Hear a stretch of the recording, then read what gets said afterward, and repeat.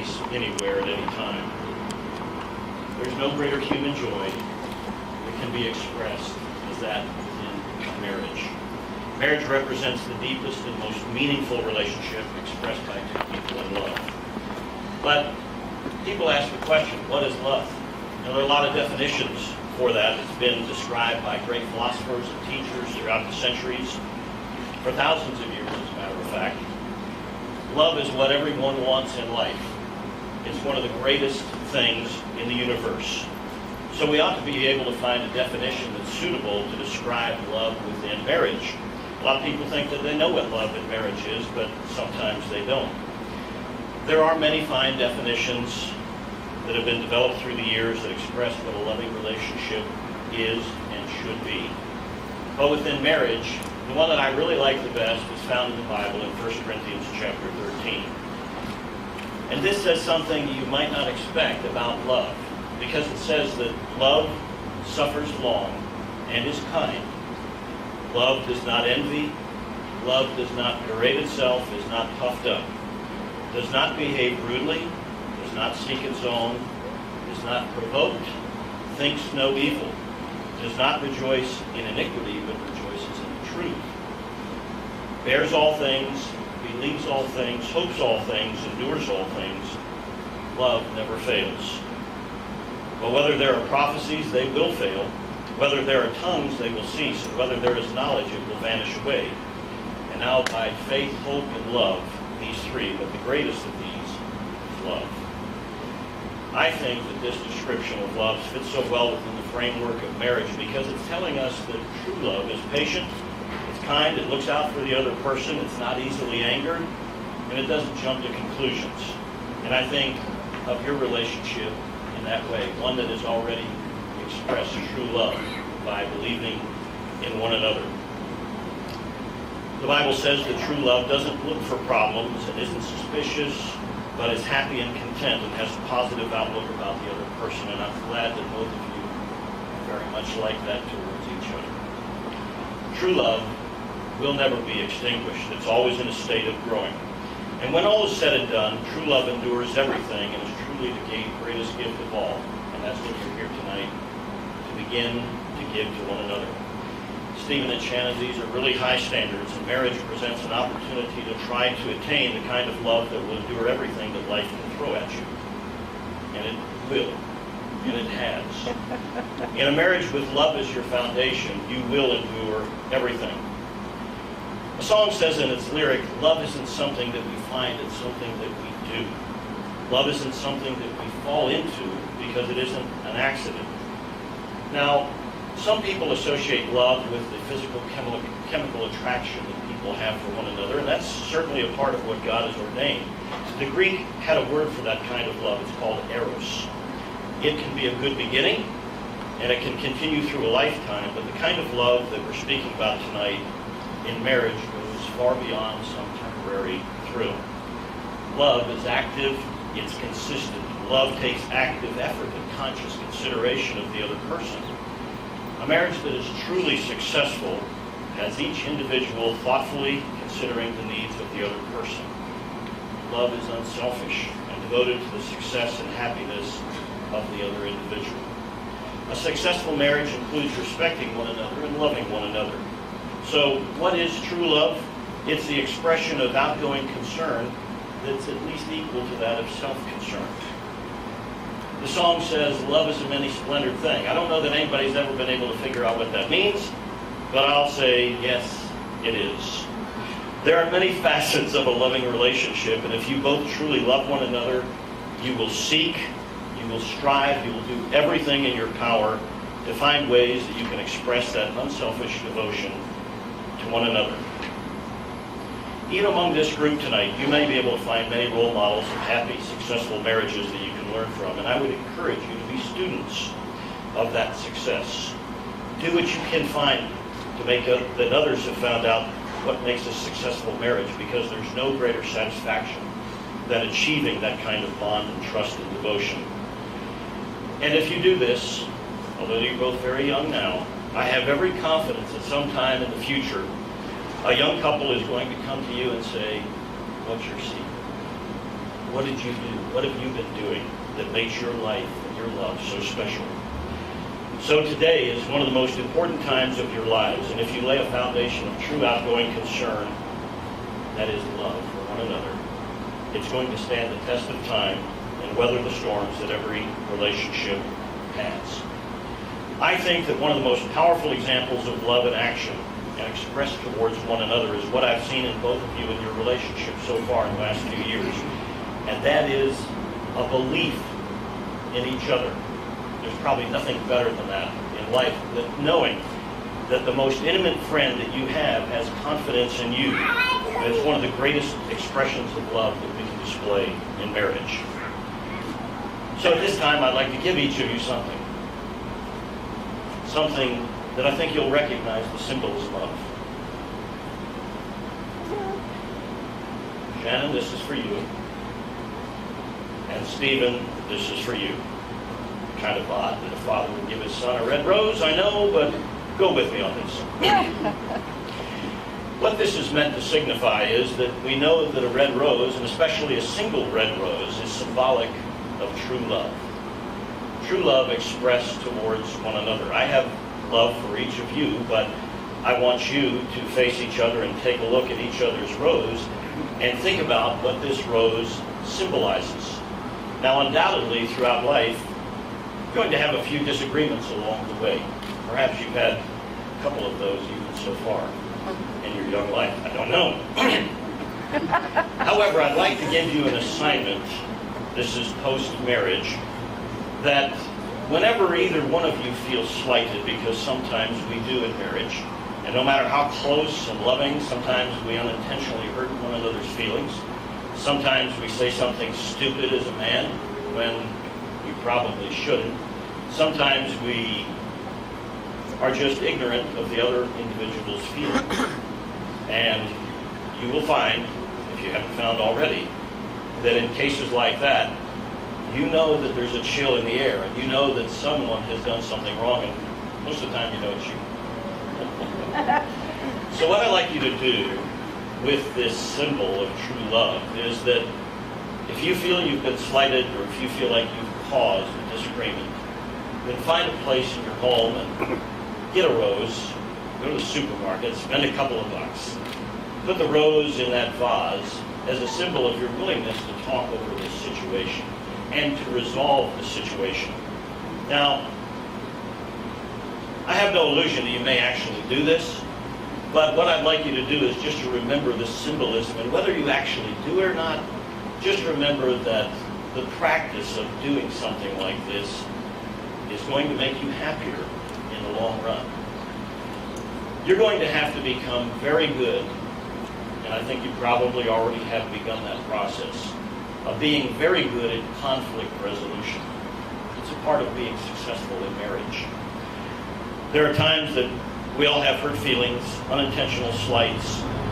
You've got to nip it in the bud, and you've got to check that immediately instead of letting it go on for days or weeks like some unhappy souls do, and waiting for the other person to apologize. Don't let it go that far. Get to the point to where you're ready to say, look, let's talk this out. And if it takes a rose and a vase to say, hey, I'm willing to do that, then fine. But if it doesn't take that, then that's even better. So get to that special spot in your life where if you find that you have a difficult time or a conflict with each other, whether you're the one that's responsible or not, swallow your pride, place a rose in the vase, even symbolically as a signal that you want to resolve it, and then have the maturity of mind that if somebody apologizes to you, accept that apology without qualification. So again, the action could be literal, it could be symbolic, but however you choose to accomplish this, I'm going to share this secret with you. The three most important phases in conflict resolution in marriage are, I'm sorry, I was wrong. Especially men have to say that. And I love you. In addition to this commitment that I'm going to ask you to make, do I have an agreement on that with both of you?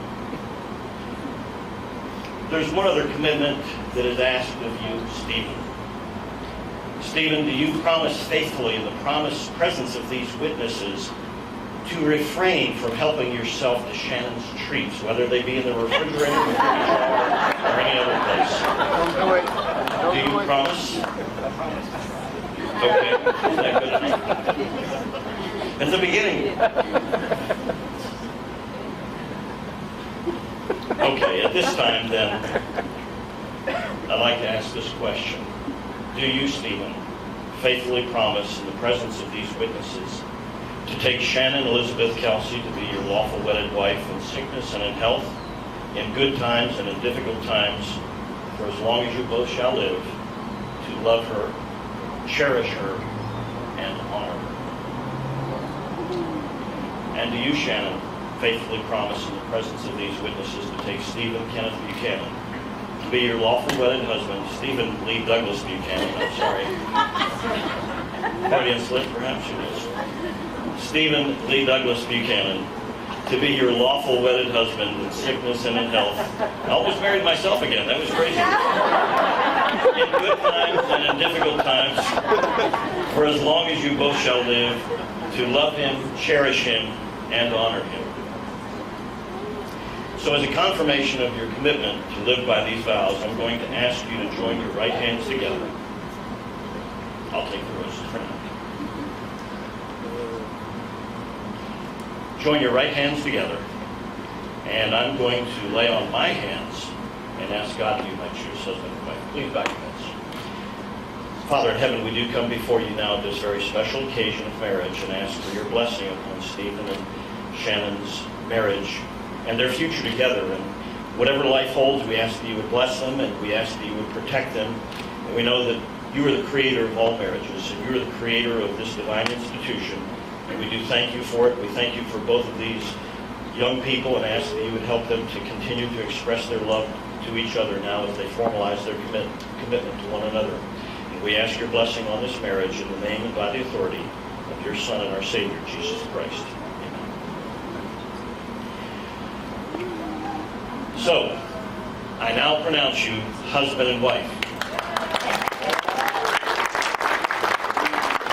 You may now exchange your rings, which are an outward symbol of your love and devotion to one another. You guys thought I forgot that? Not really.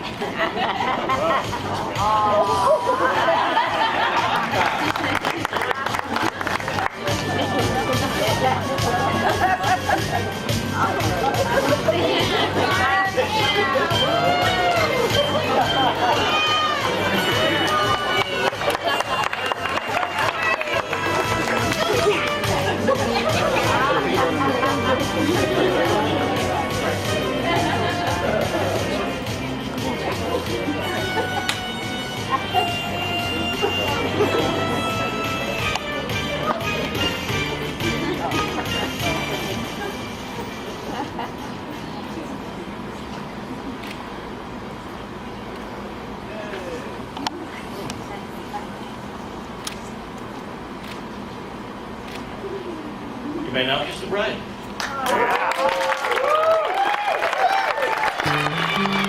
Can't even think about it, don't ever go away. Girl, you and gone together, oh, I would dread the day. 'Cause I've been used to you around. Don't let doubt ease your love and don't ever dim the flame. 'Cause I won't give up on nothing, girl, since you took my name. Yeah, I stood there 'cause I stand my ground. You're a part of me. Finally found you, baby, ain't no doubt. The end and the start of me. Oh, I can see it all now. I'm working, you're working, we'll be working on us for a better thing. With the rain pouring down to the ground, baby, all around us won't see no speck of rust on that golden ring. Stone by stone, we're building this picture we've got of a lifetime love. Or whatever comes our way, baby, we can take it. Brought together by the hand up above, we were made to make it.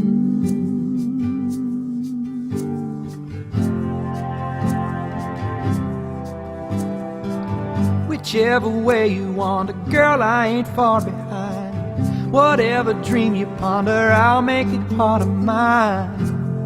'Cause you know I love to watch you fly. Oh yeah, only time will tell the world what we already know. Oh, you're mine until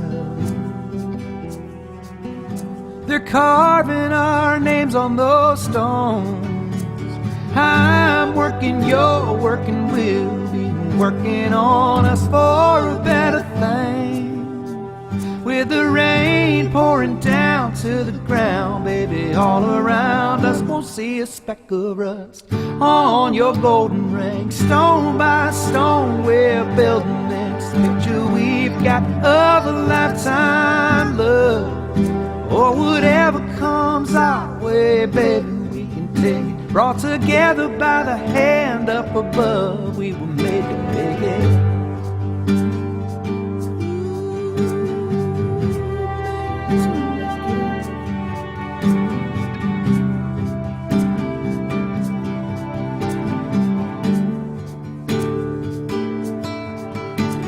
Stone by stone, we're building this picture we've got of a lifetime love. Or whatever comes our way, baby, we can take it. Brought together by the hand up above, we were made to make it. Ladies and gentlemen, please round of applause.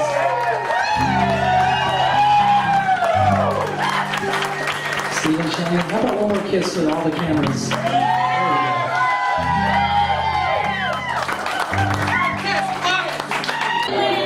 go. Hello, Bobo. Hi, Bobo. We miss you. We're having a good time, but it would have been better if we could have made it. I understand, though. But you get to see it on film, thanks to Dustin. So we're still there with you all days. Love you very much. And we'll send Papa home safe and sound, we promise. So, love you. Bye. Bye. I want to thank everybody for coming here, both the families and the relatives and the good friends. It's really nice to have you come here. It's quite a nice turnout for Sunday evening. I'm dressed in pink tonight. I don't know if you noticed that. It wasn't my choice. My wife thought maybe I would be matching the entourage. As parents, we all have our concerns with our children about making good decisions versus bad, particularly in major areas like education, perhaps vocation, and marriage. Marry the right person or something. A little cliche that always goes up, I'm not losing a daughter, I'm gaining a son. Well, yeah, but actually I'm gaining a handyman, a strong back, and perhaps a mechanic help in all those areas. Join me in toasting to a long and happy life together, Mr. and Mrs. Thank you all for coming, first of all, especially for the people that really had to come a long way. I live on the east side of town, so... I just want to say thank you for everything you've done for me. You're privileged to be with this guy. He's amazing, and so are you. And thank you all for being here. Steve and Shannon are a great couple. I love them both dearly. He's my best friend and always will be. And thank you for coming.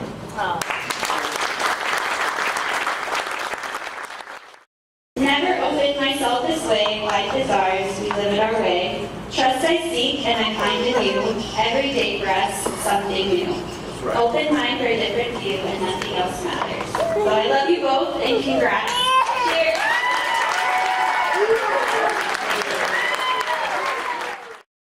As a sister-in-law, you are great as a friend.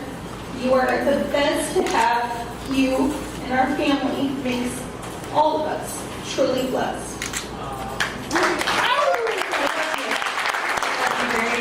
I love you very much, and I wish you both the best life ever. Okay? Good job.